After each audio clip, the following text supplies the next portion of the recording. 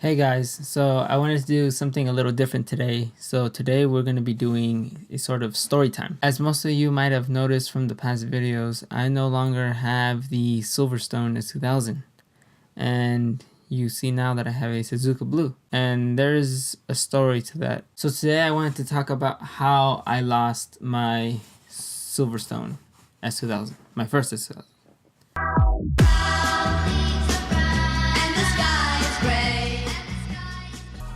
This one right here, this one.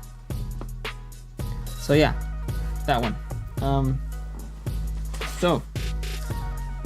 Back in February, I was coming home one night and I decided to not spend the night at my friend's house, who offered to let me stay. I wanted to stay, but at the same time I didn't want to make the drive back home the next day. Like I just wanted to get the drive over with because it was a pretty long drive back home. So I decided to not stay that night and I headed home. And at this time it was probably like around 2 or 3 in the morning, and I was driving home and I was pretty tired and my eyes started getting really heavy to the point where I was kind of dozing off. And this road that I was going down is like pitch black, like there's no lights anywhere, it's just desert on both sides. And I'm going down this road and my eyes get really heavy. I'm dozing in and out. And I don't know, for whatever dumb reason, I did not decide to pull over and just take a break. I kept going, and then you guys know that feeling where it's like you're sleepy and then you're falling asleep and then you kind of feel yourself like falling, so you jump back up. Something like that kind of happened where the two right tires on the car, they hit the gravel. So I was at this time swerving this way out of the road and I felt it. I felt the right side. I started to rumble. So, and then that's when I did like the reflex, like, oh crap. And I tried to get back on the road, but I think I jerked the wheel a little too hard. And so the car started like fishtailing. So what had happened was that once the car started swerving, I tried to regain control, pressed on the brakes, did everything in my power to try to regain control, but it was too late. So what ended up happening was that the car kind of swerved into a guardrail and it kind of like curved the guardrail in as it caught on the car, and that bounced me over and airbags deployed, middle of the road, pitch black, and I have no idea what to do. I've never been in any accident before, so the first time I had an accident in a car while I was driving, and it was very surreal. It wasn't scary, it was surreal. I couldn't believe that it had happened at the time. And like I just remember sitting in my car for like a good minute and I'm like, what do I do now? And and the first thing I did was that I came out and I checked on my exhaust, because I had just bought it like a week or two before and I didn't notice at the time, but it wasn't until the car was brought back home that the exhaust, I had seen that one of the tailpipes got bent a little bit and the canister got kind of caved in. That's the exhaust that's currently on my car. You know, it still works good. But yeah, back to the story. I was in the car and I couldn't, like, I was trying to get my composure together. I wasn't scared or anything, I was just in shock, I guess. I was like, what do I do now? So I'm outside the car and I'm looking both ways, and there's pitch black, nothing. And I'm like, if a car comes, they're gonna hit me. So I went in the car, turned on the emergency lights, and then I got out of the car and went to the side. So just in case somebody did hit the car, I wouldn't be in it and get hit while I was in the car. So I was standing on the side of the road, and then I had my phone on me, but I did not know what I was gonna do. And surely enough, the first person to show up was some security officer, some patrolman. It wasn't a police officer, it was some sort of security person who just happened to be patrolling the road. And he pulled up to me, and he asked me if I was okay, and I was like, yeah.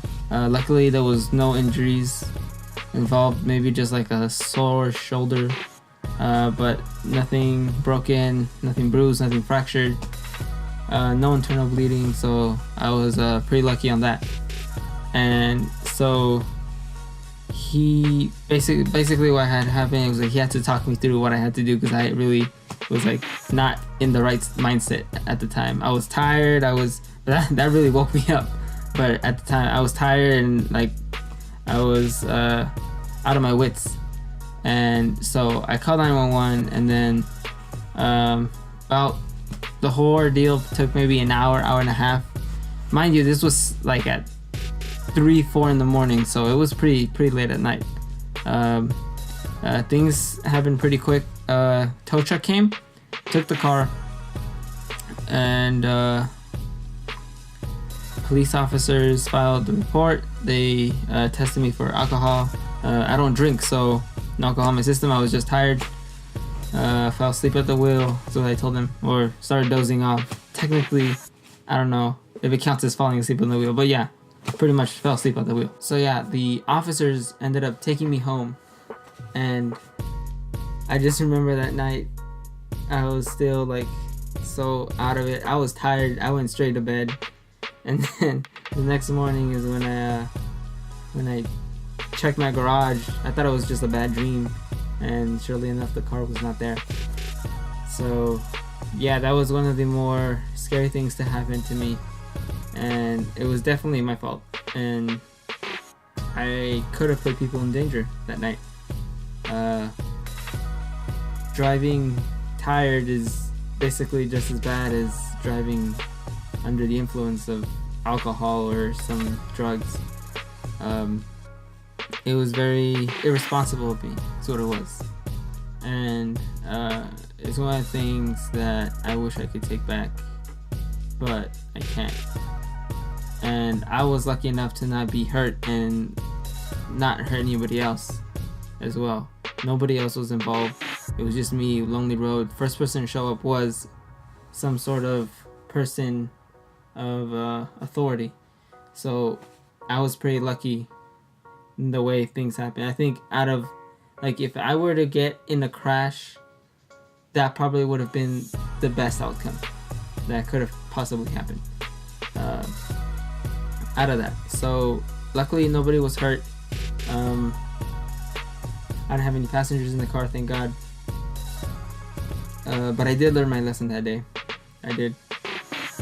And now I'm going to be showing you some footage that I had recorded but never released of when the car was brought home. It was in my garage, and then you can see how bad it really was.